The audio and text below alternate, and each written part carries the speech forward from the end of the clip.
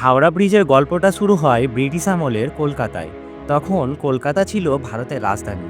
কিন্তু কলকাতা আর হাওড়ার মধ্যে মানুষ পারাপার করতে নৌকা বা ফেরির ওপর নির্ভর করত। যারা প্রতিদিন নদী পার হতে চেয়েছিল তাদের জন্য এটা খুবই কঠিন কাজ ছিল। তাই ব্রিটিশ সরকার ঠিক করলো একটা বড় শক্ত সেতু বানানো হবে, যাতে কলকাতা আর হাওড়া চিরকাল যুক্ত হয়ে থাকে। 1936 সালে সেই কাজ শুরু হলো। প্রথমে শুধু ভাবা হচ্ছিল এত বড় ব্রিজ কিভাবে বানানো যাবে। ব্রিটিশরা ঠিক করলো ব্রিজে কোনো নাট বল্টু ব্যবহার করা যাবে না, সব লোহার টুকরো একে অপরের সঙ্গে রিভেট করে জোড়া করা হবে। এটা তখনকার সময়ে একদম নতুন ও সাহসী ধারণা ছিল। সবচেয়ে বড় প্রশ্ন হলো এত লোহার পরিমাণ কোথা থেকে আনবো। ব্রিটিশরা টাটা কোম্পানি থেকে প্রায় 23,000 টন লোহা এনেছিল। মোট লোহার পরিমাণ ছিল 26,500 টন। ভাবতেই পারো এত বড় পরিমাণ লোহার টুকরো গঙ্গার ধারে কিভাবে আনা হলো। বিশেষ করে ট্রেন ও নৌকার সাহায্যে ধীরে ধীরে সব লোহা আনা হয়েছিল গঙ্গা নদীর ধারে।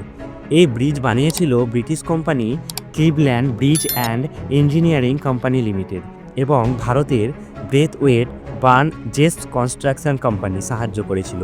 তারা এমনভাবে ব্রিজ বানালো যে মাঝখানে কোনো পিলার না থাকলেও ব্রিজ নিজেই ভার বহন করতে পারে। এই ধরনের ব্রিজকে বলা হয় ক্যান্টিলিভার ব্রিজ।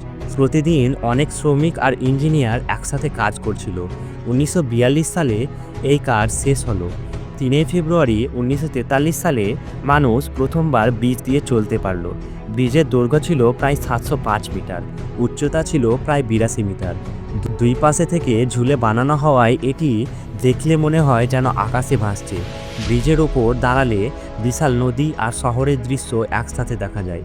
স্বাধীনতার পরে 1965 সালে ব্রিজের নাম রাখা হলো রবীন্দ্র সেতু, কবি রবীন্দ্রনাথ ঠাকুরের নামে। কিন্তু কলকাতার মানুষ এখনও একে হাওড়া ব্রিজ বলেই ডাকে।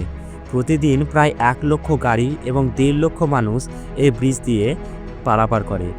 হাওড়া ব্রিজ শুধু একটা রাস্তা নয়, এটা কলকাতার ইতিহাস এবং গর্ব। বহু সিনেমা, গান ও ছবি এই ব্রিজে দেখানো হয়েছে। প্রতিদিন ব্রিজ পরিষ্কার করা হয়, রং করা হয়, যাতে মরিচা না পড়ে। আজও হাওড়া ব্রিজ দাঁড়িয়ে আছে ঐতিহ্য এবং আধুনিকতার এক অসাধারণ মিলন হিসেবে।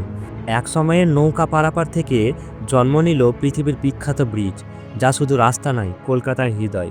আপনি যদি এই বিষয়ে আরো জানতে চান বা নিজের অভিজ্ঞতা আমাদের সঙ্গে ভাগ করতে চান, তাহলে কমেন্টে লিখে জানান।